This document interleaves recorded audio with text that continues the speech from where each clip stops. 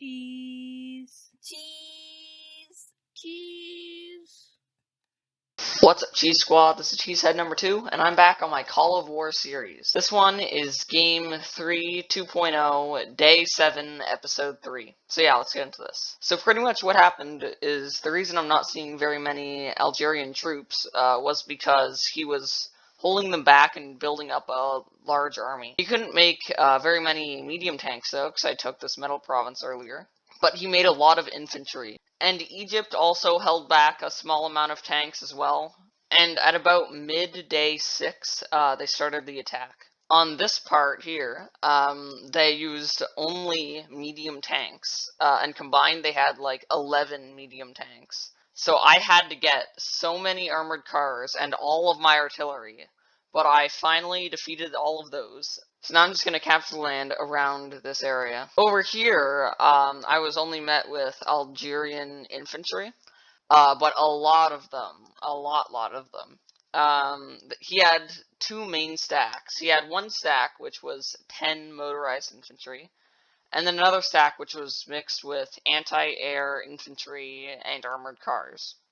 The motorized infantry stack destroyed 5 of my armored cars, but it got super weak after doing that, so then it tried to attack another 5 armored cars, and then it got destroyed. But there's still a lot of troops in this province here. The only way I'm going to be able to win that one is if he attacks all 10 of my armored cars, or I can get my artillery in there, but that takes like 12 hours, so that's going to take a while to defeat. So yeah, for this day, I'm not going to try and attack very much. I'm just going to try and focus on killing that stack. And then for day 8, I'm going to do a larger attack. North Sudan invaded Nigeria, and they did pretty good. So I'm going to have to get some reinforcements to guard against that now. So now it's going to be a 3 versus 1 pretty much. So we'll have to see how that plays out. But that's pretty much it for day 7, so we'll have to see what happens on day 8. Alright, now I'm back on day 8, and as you can see, it's going pretty good. I've pretty much defeated Algeria. The only troops that he has, I think, in each one of his cities, he has a medium tank. But other than that, he has no more troops. So yeah, I'm just gonna sweep through and take the rest of his territory, and then I'll try and attack Egypt as well. Down here, North Sudan and I are now at war. This happened because I made a rush for his airport here. I tried to kill all his planes really quickly. I have a reveal all, so I can see all of his troops, how they were from 12 hours ago. And his army is pretty much Air Force based, so if you take out the Air Force, he's pretty much done.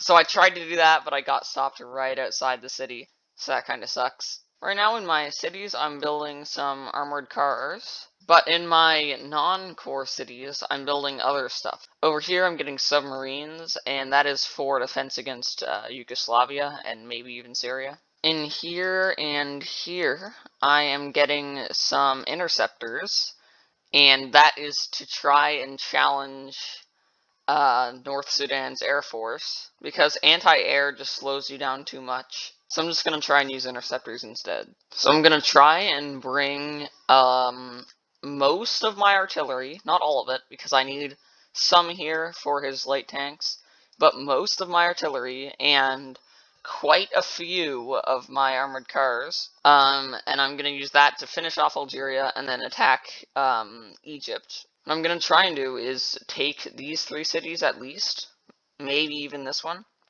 and if I can do that, he only will have 5 cities to work with, and then I will just be able to build way more troops than him, because he only have 5 cities. The only thing I'm going to be sure not to do when attacking Egypt is to avoid any provinces that border North Sudan, or are near North Sudan, and that is because I don't want him to build an airport like here, and then he'll be in range of my stuff.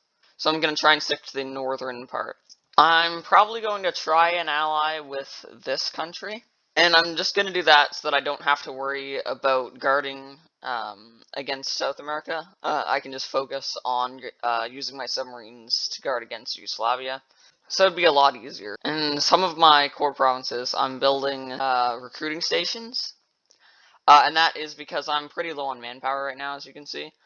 So I'm going to try and raise that by getting some more recruiting stations. So right now, the only way that I can see myself losing so far is if North Sudan can use his air force to destroy these, and then with his infantry and tanks takes my core provinces. But other than that, I think I should be able to win this. For research right now, I'm getting interceptors level 2. And I need interceptors to be level 2, because his are level 3. And he has like 3 or 4 of them. So I'm gonna try and get like 6 or 7, level 2 interceptors, and that should be able to stop his air force from attacking. Over here, as you can see, a lot of land rebelled to Mauritania and to Portuguese Guinea. So what I'm gonna do is I'm gonna try and take that land back.